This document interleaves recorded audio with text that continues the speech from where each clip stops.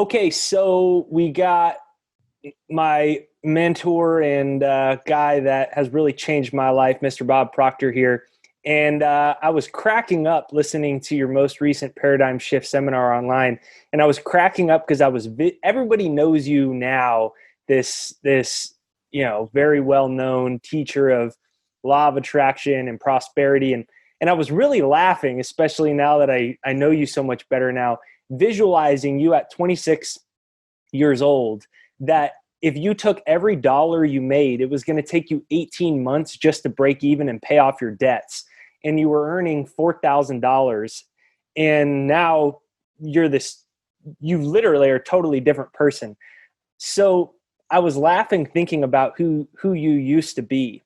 Can you give me an idea, and the viewer an idea that, I'm sure you see that or hear people a lot that say, you just don't understand my reality and who I am. And, you're saying I can do this and do this. Who were you when you were a 26-year-old that owed that much money, and what changed your life so rapidly? I was a lost soul is who I was. But keep in mind, first of all, you're the product of your genetic conditioning and your environmental conditioning when you're a child. I was born in 1934, right in the heart of the Depression.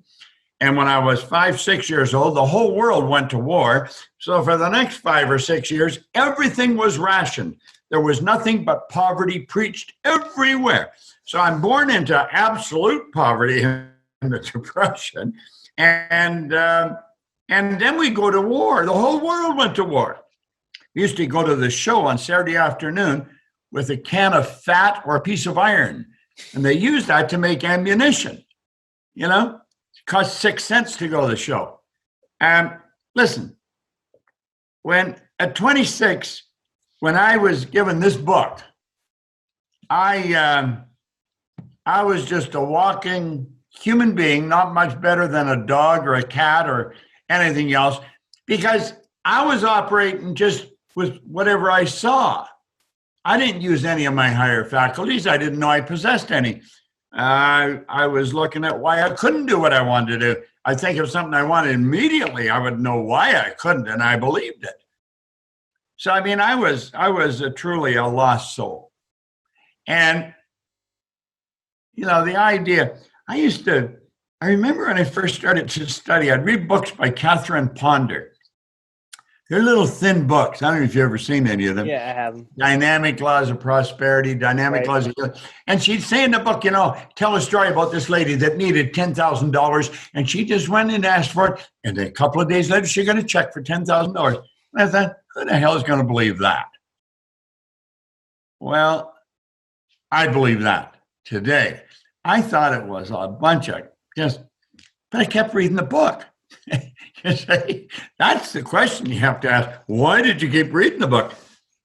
I kept reading the book, and I was listening to these records. Put one on. I was just going to show you this.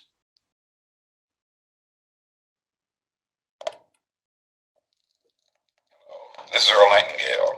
In this recording, the magic word is the first of 12 you'll receive in this series titled, How You Can Lead the Field in the Modern World. Before we start, I'd like you to know that I'm not going to try to tell you how to live your life. That's none of my business, nor is it any.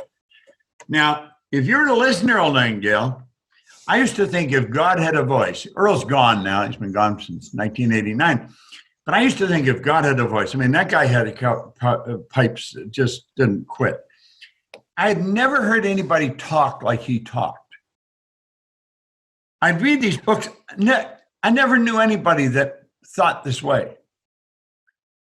And I think I was so fascinated with it, I couldn't lay it down. And here I am, almost 60 years later, still listening,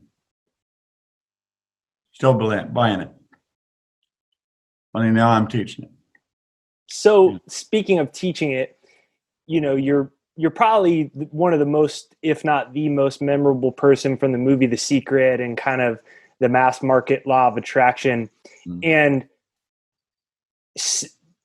there's so many people that have heard of the law of attraction. There's a lot of people that think it's bogus because they watch a movie, The Secret. What do you think people don't really, the masses, especially people that are even actively listening to the law of attraction, what do you think they don't understand most of? They don't understand very much. They don't understand very much.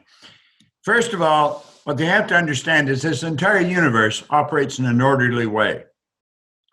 God is all there is. There isn't anything else. The law is God's modus operandi. It's how it happens.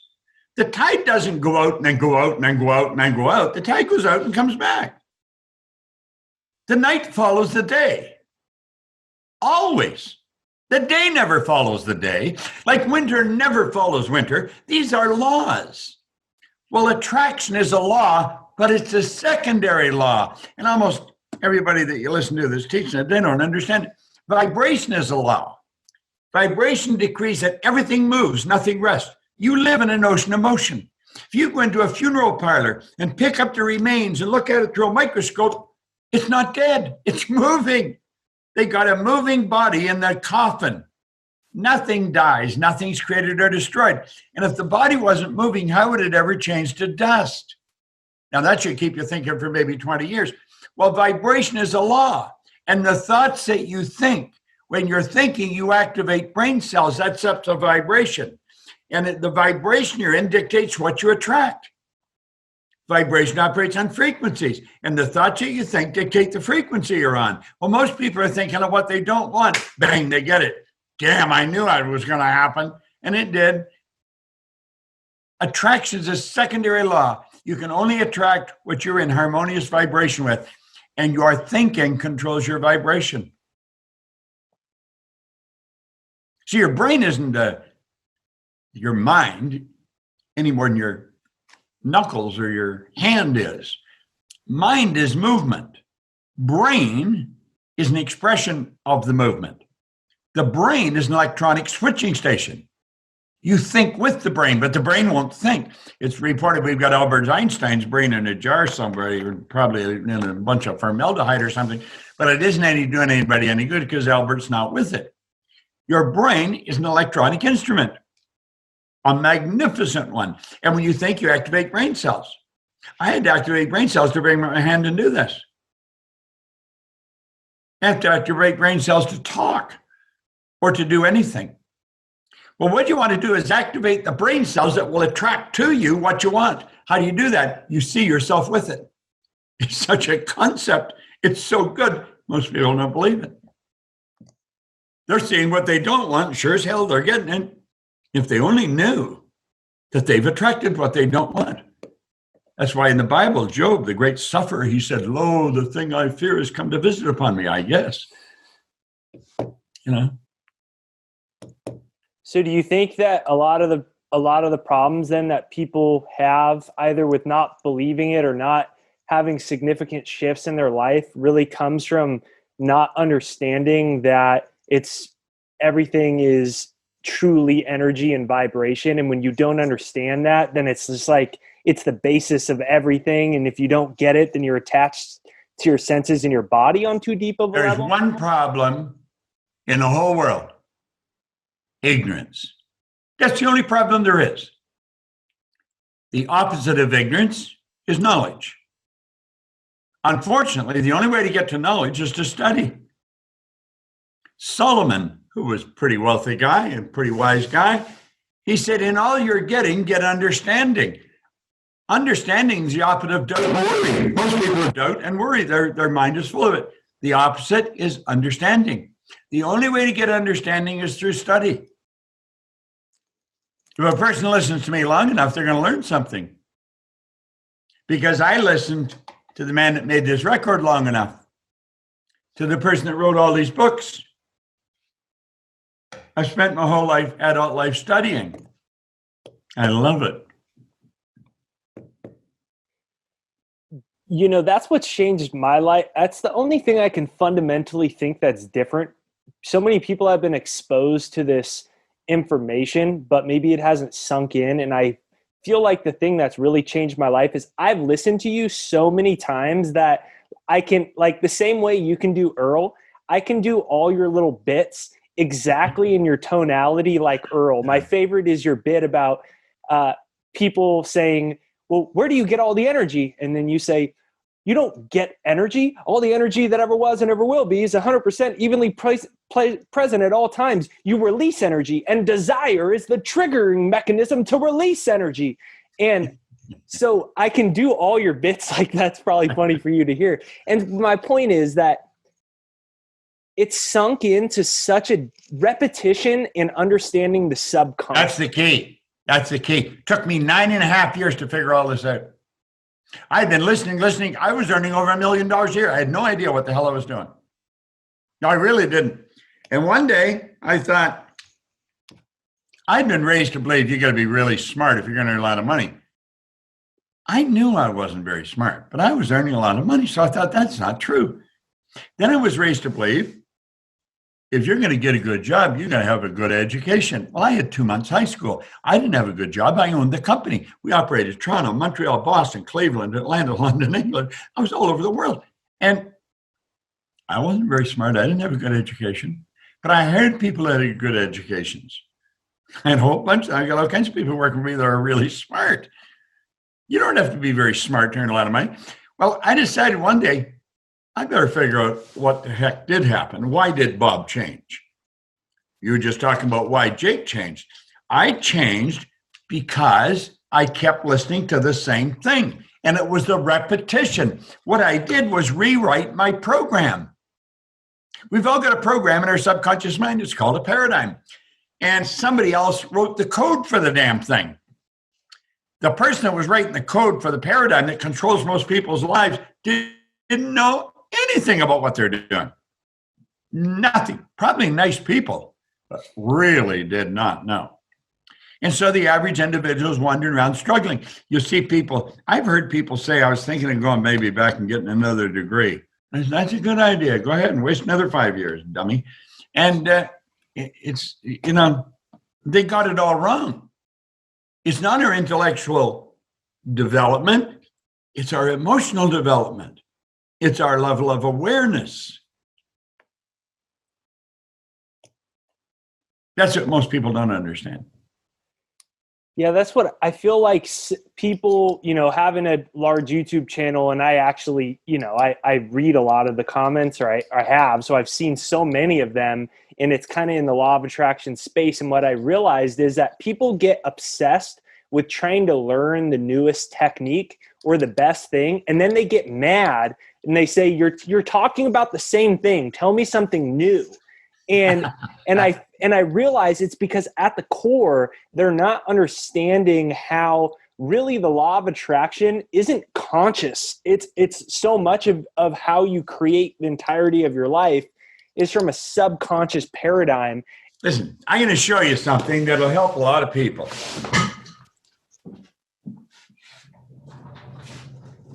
Watch. You see that okay? Perfect. I'm going to show you something about what you were just saying. Please.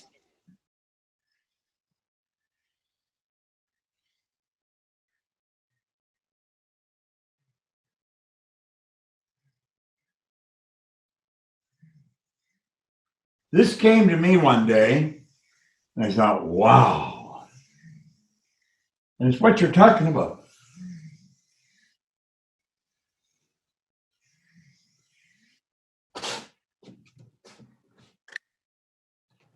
Right here in the center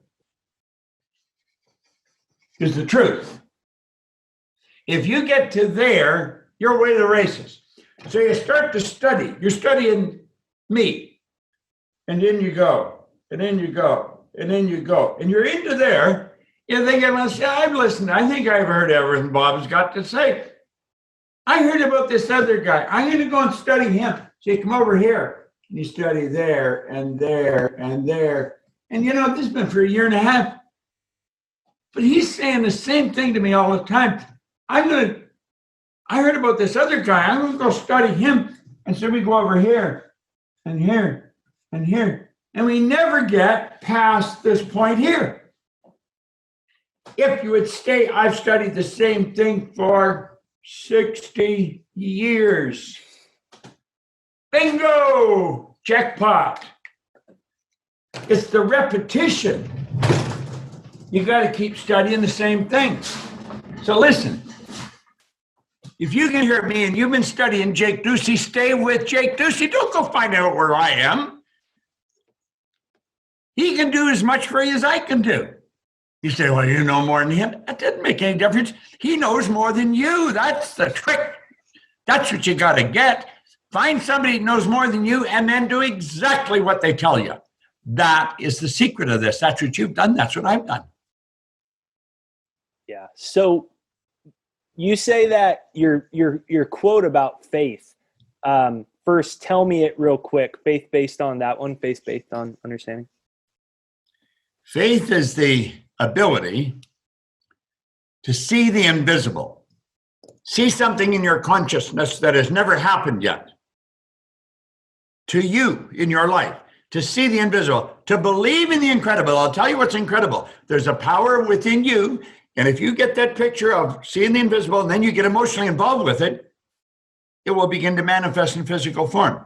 It's see the invisible, believe in the incredible, and bingo. That'll permit you to receive the masses, what the masses call impossible. Prayer is the movement that takes place between spirit and form. Everything goes from the non-physical to the physical. Everything you see is the manifestation of the non-physical. Everything, this little rubber thing, this bottle of water, everything's a manifestation of the non-physical. We can create images of the non-physical. And if you hold the picture in your mind and believe it's got to move into form, it has to. That's a law. Perpetual transmutation of energy, one of the first laws of the universe.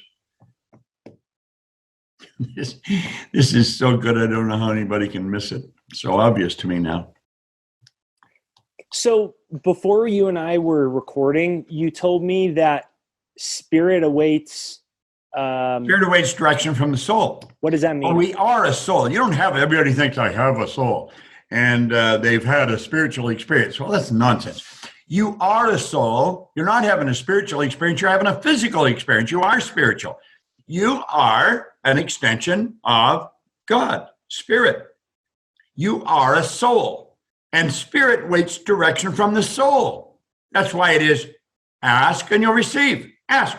Direction. Give direction. What do you want?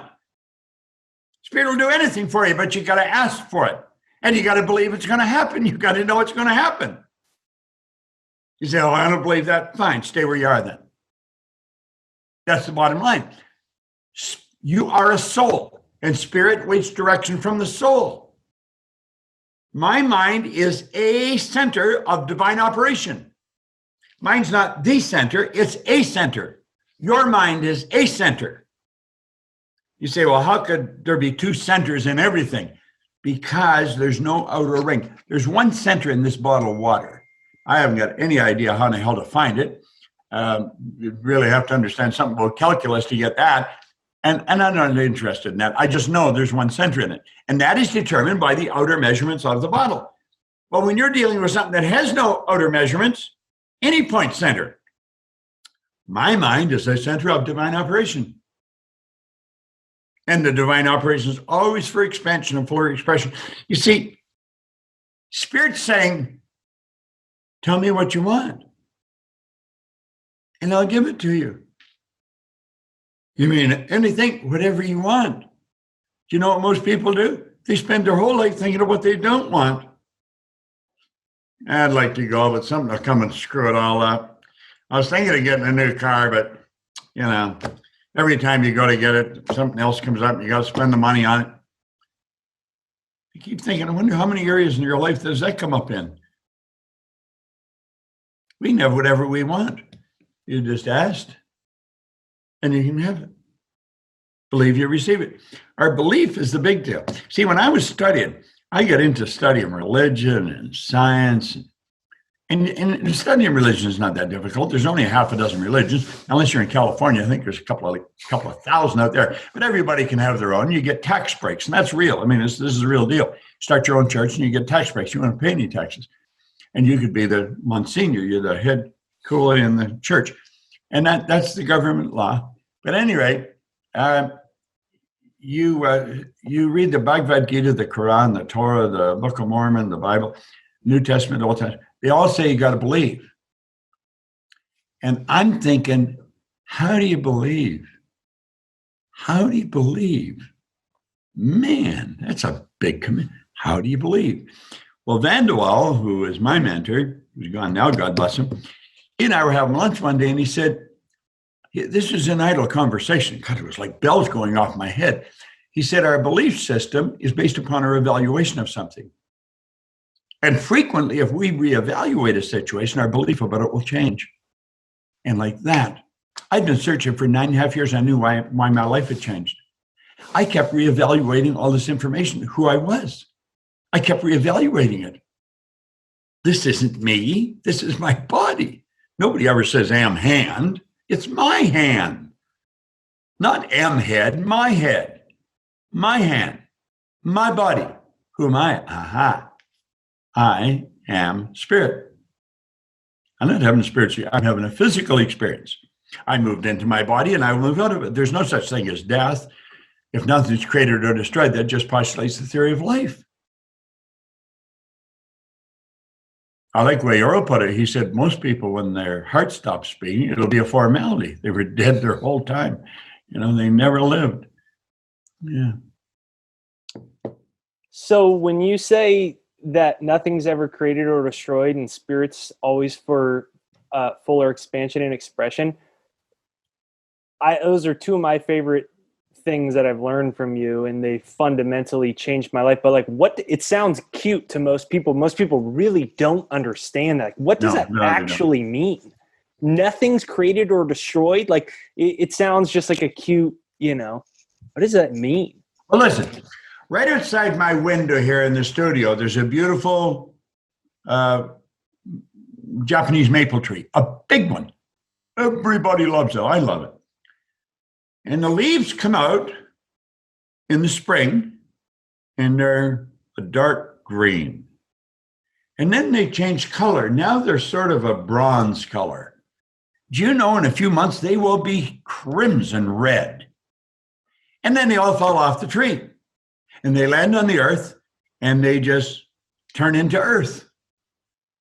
And what's the earth turn into? More tree. Where's the tree get its energy? From the earth. Well, that's like us. We've moved back into spirit, just like the leaves move back into the earth. And then the earth turns back into leaves. The leaves go back to earth. Energy always returns to its source of origination. That's where you're going. That's where I'm going. You don't need to wonder where you're going. I know where you're going. You're going back to where you came from. See, birth and death are transitions. You move into your body, you move out of your body. And you continue your spiritual journey. It's an eternal journey. There's no end to it. Our life is like a coffee break. It's like a minute.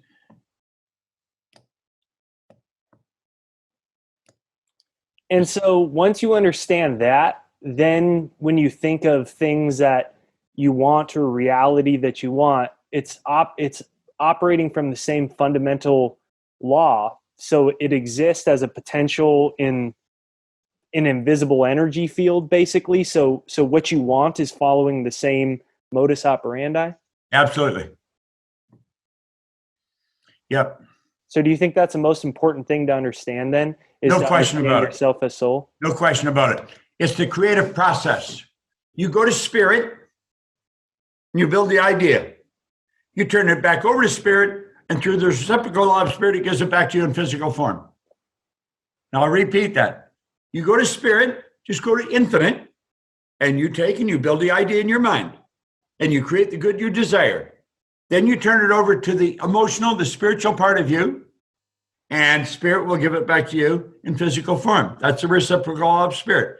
You go to spirit, build the image, turn the image over to spirit, spirit gives it back to you in physical form. That's how everything works. Andrew Carnegie was Napoleon Hill's mentor. He's the guy that got him to read this book, or to write this book. He said, any idea that is held in the mind any idea, good or bad, that's emphasized, that's either feared or revered, will begin at once to clothe itself in the most convenient and appropriate form available. It must move into form. Must. That's a law. Jake, if everybody you knew really knew you, you'd have a hell of a time getting rid of them. They would want to pick your brain all their waking hours. If they knew, they really knew that you could show them how to take a pen and sit down and write out what they want, whatever it is, doesn't matter. They got to want it. You could show them how to get it. So whoever's listening to us, if they just wake up. And you say that, I think of Buddha. There's a cute story about somebody asked him if he was a god, and he said, no, I'm not a god. He said, are you a saint? He said, no, I'm not a saint. He said, what are you? He says, I'm awake. Yeah. That's beautiful. Mm-hmm. So that's beautiful. That's beautiful.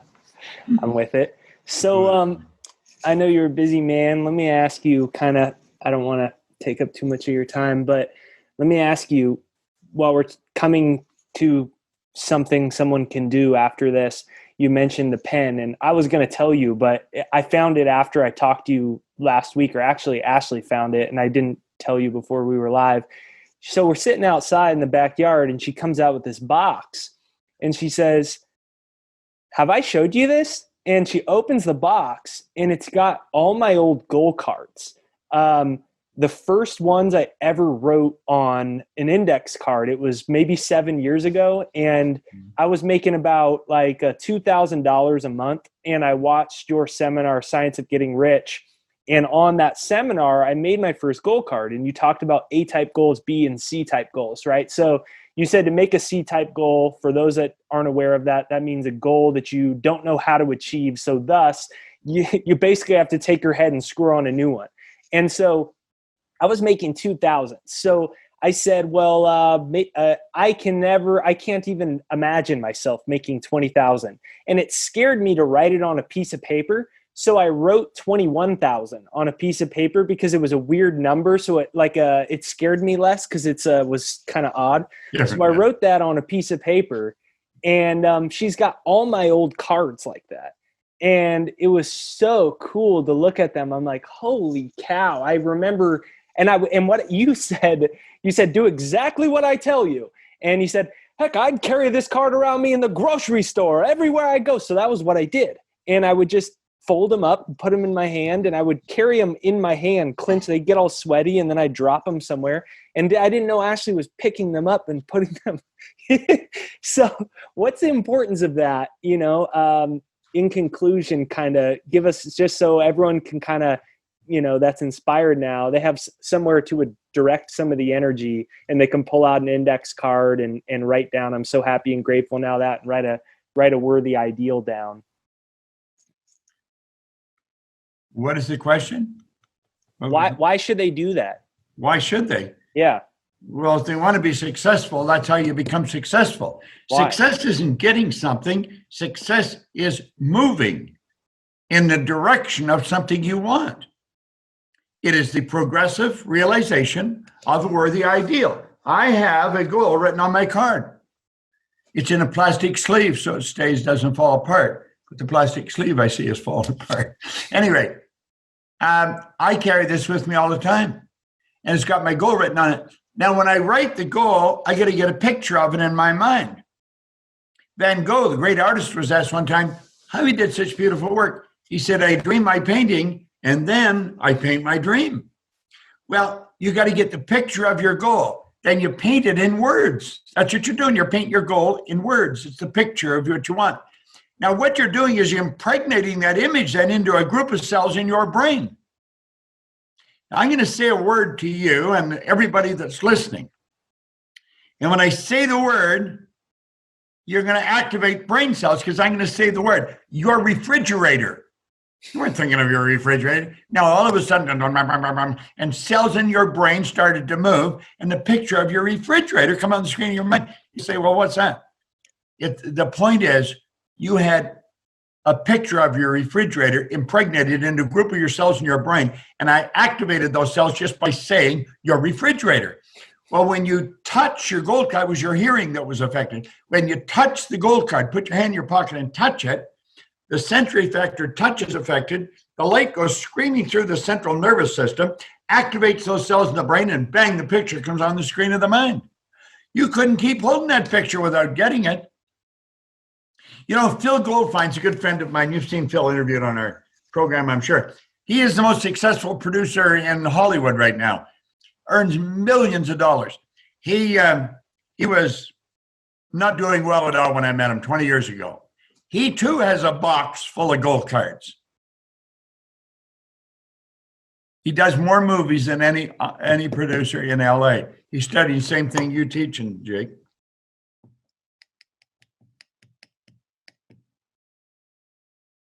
Why is it that most people will hear this and then they actually won't go get a gold card and write it down? Their paradigm, their conditioning is so strong. They've lived with lack and limitation their whole life. And so have their parents and grandparents and great-grandparents. It's a genetic confluence of ignorance that goes back for generation, and it's programmed right into their mind.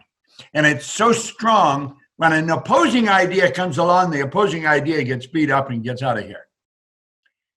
The new idea sounds so silly, and it causes so much discomfort, people won't do it. I did it. You did it. You do it. Listen, I'm sitting in this is an actual television station. It's my own studio. We've got multiple cameras. I'll show you here, just a minute. Can you see the cameras? Oh, yeah. I mean, and I've seen it all before. It looks amazing, especially when you see the whole backside. Yeah, I don't know what I did there. No, you're good. I hear you. Can you see me? Yes. Okay.